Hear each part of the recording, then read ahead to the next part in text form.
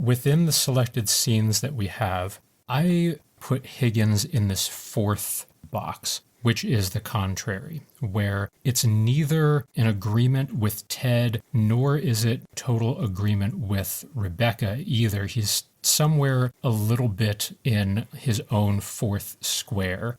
So this is almost at the end of the pilot. They're all talking in the parking lot. He seems like such a nice man. I don't know if I can do this. Higgins looks over at Ted, who crams himself into the tiny car. Higgins loudly tries to clear his throat. He can't. Obviously, for this to work, I'll need the support of my new director of football operations. I'm assuming that a promotion and substantial pay raise would be of interest to you? We hear a car horn. Ted pretends to honk a horn as Nathan actually honks, giddy to finally be in on a joke. This thing's got an invisible steering wheel. Just kidding. It's my man Nate here hitting the horn. You are a godsend, Ted Lasso. Ted, Nathan, and Beard drive off. Well? I accept. Wonderful. And Higgins, I know there will be aspects to this little adventure that may weigh on you a bit, but I can't imagine it'll be harder than it was to sneak Rupert's women in and out behind my back all those years. And now we find that Higgins is in that fourth square, which is contrary.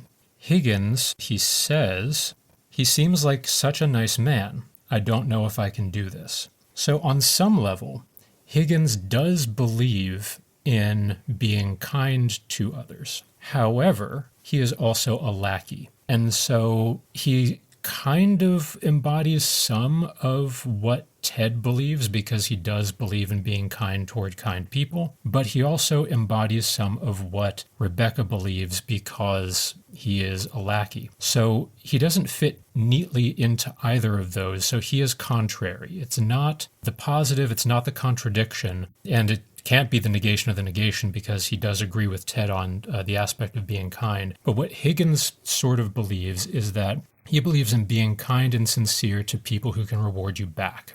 He believes in being a lackey. He wants to be kind as he's a lackey, so that gives him something in common with Ted. But because he's Rebecca's lackey, it gives him something in common with her. So he's kind of this interesting character where we don't know how he's going to be swayed because he sees both sides of these arguments. Like, he disagrees with Rebecca about being unkind, but Ted can't materially reward him, so he has to disagree with him to keep his job. And so he is a contrary figure. And that's more fuel that this series milks